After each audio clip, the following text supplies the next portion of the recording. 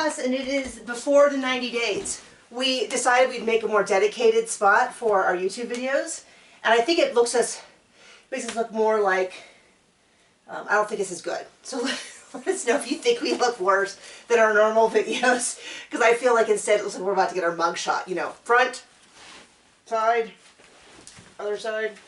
Anyway, so we're at Season 4, Episode 2, Great Expectations. Is every episode going to be 2 hours? Because it's a lot of commitment. I can see why so many of you were like, you need to watch this show, because it does really get rolling after a bit. Would you have some... People commented on how I always cut you off and never let you speak. Well, I think we should just break it down into real versus fake. Okay, who do you think is real? Pseudo-real. Who do you think's pseudo-real? The guy... Jeffrey and Varya? Lying about his past. Yeah, that guy. Okay. No, I agree with that. So we have...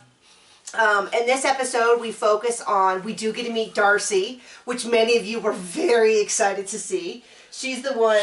She's not real. She's just on the show to pimp her whatever company she has. Which so they talked about how I'm here for business because... And then I was like, wow... She's really talented if those are her wedding dresses. And then it was like, we're here to do research. And I was like, oh, so this is not their wedding dresses. This is somebody else's who... I know nothing about her. I know more than I want. Except she's wearing a scrunchie, which I was like, oh, our scrunchie's back? That is good news. So it just seems like when she's like, well, I think we're together. And I'm like, that's how you talk to your boyfriend? Then if you think you're together... he's like, well, I'm going to come to New York. She's like, what's in it for me? Now, I get when she explained a bit about the last time the guy came, they broke up. But it's like, based on the way the clips I saw, like, are you shocked? Like, do you think... She's just doing enough to stay on the show to pimp her brand. To pimp her brand, and I think they get paid. Yeah. So much per episode. Okay, anyway. So... We'll just start with her. I guess if you haven't seen it, Tom is in England. And it's funny because the pictures of him vary from like, oh, that's a good looking guy to, oh, that's a pretty standard goofy looking English dude. So I don't know whether it's his hair or what's going on. So I guess they broke up at the end of last season, which I actually saw the last 30 seconds of the like Darcy catch-up episode. That's what we saw last week. And you're like, what is this? And he was like, I just don't want to do long distance. Well, apparently when he came out for the tell-all, they reconnected, which I think that means. Yeah, that's what that means. And so he's distant. He texted her on her birthday. This does not sound... This sounds very much to me like some people who have mediocre to average sex and keep giving it another try. Sorry, that's not meant to be euphemistic. That was just a clap. And have no real, don't seem to like each other? I don't know. I don't know what's going on with that. That's where you, with your years of Darcy experience, can help us. Let's just skip right over to, we saw her very briefly. Was it Tammy? And her guy, who will not answer the phone, doesn't know what city he leaves. She calls him, he hangs up, because he's got to quickly look up airports in England, and then he can text her. Another fake one. I mean, this guy doesn't exist. Well, and she's like, she's calling from the middle of the day. First thing I said was, this is a Syrian, posing as... I mean, it could be anyone. And very poor. I actually think he's over somewhere in Eastern Europe, Eastern Asia, and specifically I think that because we see her call him, and she's like, oh, did I wake you up? And I'm like, have you not checked time zones at all? Because...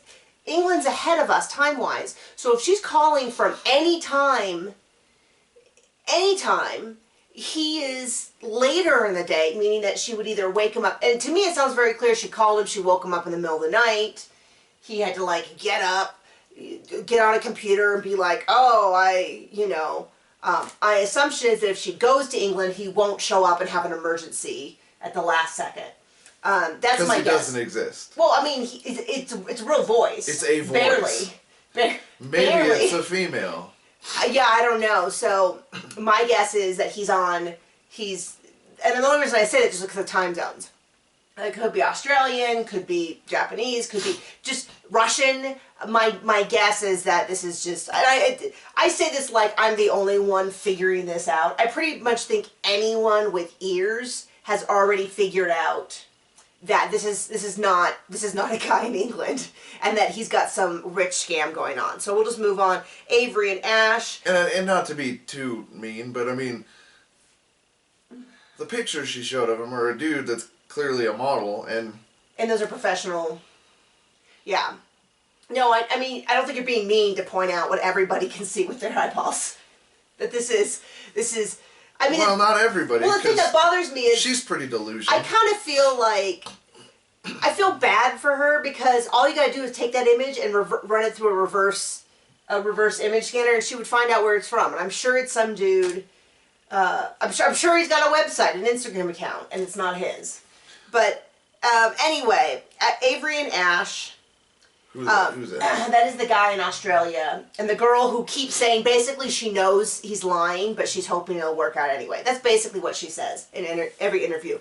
Everything about him sets off red flags, that he is telling her exactly what she wants to hear, and she knows it, and she's just kind of like. I mean, hey, if you want to play pretend. I mean, it's just I get why she's so intrigued, but. You know, when we heard that little snippet of conversation, he never said no to her. He just said, like, oh, can I meet the mother? Absolutely, I'll work on that. So what happens? She shows up and he's like, oh, I've been really working on it for a couple weeks and she's just not available. Because there's no way in heck that she's going to allow her son to go away, is my guess. I don't know what his end game is, because it doesn't seem to be money. My guess is that he wants a one-way ticket to the U.S. Well, if he lied about that and she's from another country. Who? I don't know. His former wife. Yeah, I'm just saying, it was one of those things where everything she said, like, she said, well, what about this fight? It just was so that we could be stronger when we're back together. It just isn't the sound of a real person sharing their agenda. Because every person has, I don't want to say an agenda because that's such a loaded word, but everybody has a point of view that they're trying to achieve. And if the person always agrees with you, that's just not realistic. Like, we love each other, right? Of course, baby. Anyway, and you and I don't agree on everything. Right.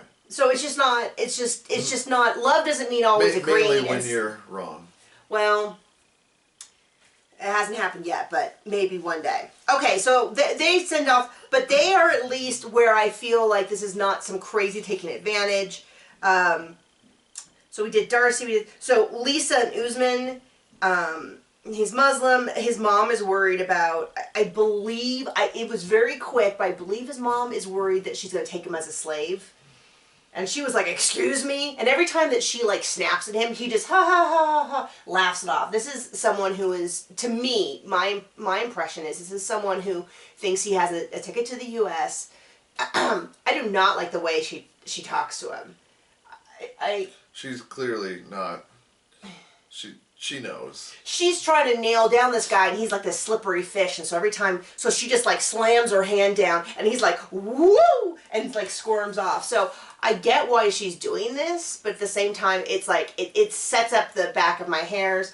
And I admit I didn't think this through from the point of view of the gal from the Philippines and from Nigeria and their family's concerns. Because, yeah, people are pretty awful, and people who have money are pretty awful, and people who come into a poorer country and have expectations with sex, there's some pretty horrifying, and I'm sure they all have a friend of a friend of a friend whose cousin thought they were in love with someone who just came and were monsters. So I get their family being concerned. On the reverse side, I really liked how he joked about slapping her. Yeah, well, and he kept, yeah, that was not, I mean, maybe culturally that's normal, but it's just like but he's doing the same thing every time she kind of did whatever, he laughs it off. It's like, oh, don't let there be drama, and she's, it's just when two people come together in an unhealthy dynamic, it gets unhealthier. And that to me seems like this, oh boy, is this, and she's like, well, he's not a Yahoo boy because they asked for money. And I'm like, dude, he's playing the long game. He doesn't want short-term money. Yeah. He wants to come to America and become a hip-hop star. And you know, and I feel it's I think what makes this show watchable for me are that everyone around them is so, I want to say smart, because I don't think you need to be super smart to see what's happening, but like reasonable and logical, and they're telling directly to the person. These are all of my totally legitimate concerns, and it makes it, for me at least, like, I don't know if I could watch this show if nobody told this person that they had concerns. If I was their friends, I wouldn't, because people playing pretend don't want to hear the truth. Okay, John. Tough love, John. Been in those situations. They don't work out. Okay, so Rose and Ed, we keep getting more things he hasn't told her. He hasn't told her that he wants to have a vasectomy, and his friend's like, dude, you can't. Like, everyone who's encountering him, they have him talk to Kara, who's a co-worker. And he's building up this thing in his head, like, I mean, he is really playing pretend, like, oh, I'm not gonna tell her all this stuff, and and it's love, and it's like, dude. And now the sister's asking for money, and he doesn't know anything about her background, but like, even when I hear her do these like this is the opposite of Ash. So we see Ash telling her everything he wants to hear. Boy, does he sound like he's just... But this guy, he's just delaying the inevitable. It's but even when she talks to him, he's like, are you excited to see me? And she's like, what? She's like, on one hand calling him king, and the other second she's like, oh, anything. Super. The one that we're moving the fastest on are Jeffrey and Daria.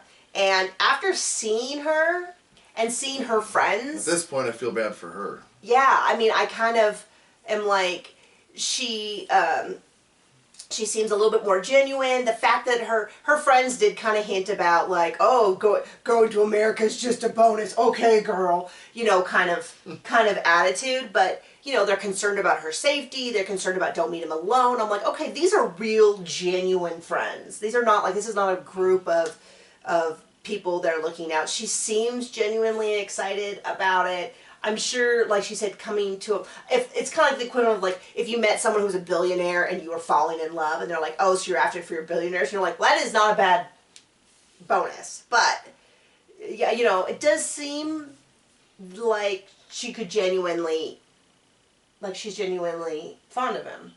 Yeah. At least as of this episode, which could be an edit. But we'll see. But he's like, I haven't told her about it in the past. We see a clip of him being like, she's like, well, why did you guys break up? Well, I don't want to talk about it. Okay, those are some red flags. Like, yeah, I get there's tons of stuff I don't like to talk about, but I would expect that you would at least tell me something. And maybe over time you open up more and more and more, but I'm like, oh, maybe we see why this good-looking guy who's 41, who owns his own house. Who's also a former drug dealing and now felon. Yeah, I mean, that doesn't really bother me that much. It does when you don't tell anybody about it. No, that is a big deal. One of my best friends has a former felony conviction. It was a long time ago. There's no evidence. She got mixed up with the wrong person. No, I have but the point is they're like, yeah, that's what I did, and that's not what I do. And yeah, this is I mean, I don't expect them to like, okay, but like when you hide it, it's like, and then it comes out, it's like, okay, it is a big deal now. Yeah, especially when he thinks that they're going to get engaged, and it's looking like he's just going to continue on this road, and he keeps saying, and we don't know that this is the only thing. Because is this the reveal is that he had, or is there this never-ending waterfall of like, oh, him and his last wife broke up because he was cheating with 10 people, you know, and he has a history of it, and he's cheated on every girlfriend. Like, is it this ongoing waterfall of problems, or what? So we'll see. As of now, they're the couple I'm most interested in because they seem even. If you know that this is what they always do every season, warn me so I'm not like, no. I'm just kidding. I don't need to be warned.